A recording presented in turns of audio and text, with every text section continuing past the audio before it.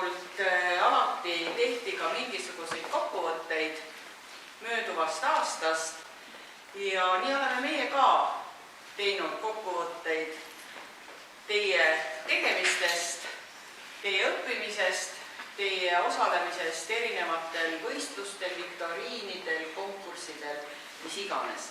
Ja seetõttu siis kõige tublimaid neid õpilasi, kellel tunnistusel esimesel trimestril olid kas kõik 5 või 1 või 2, 4 olid sinna ära eksinud, siis tahame ka natukene tunnustada ja mis võiks olla ajutegevusele kõige parem kui muidugi väike amps šokolaadi.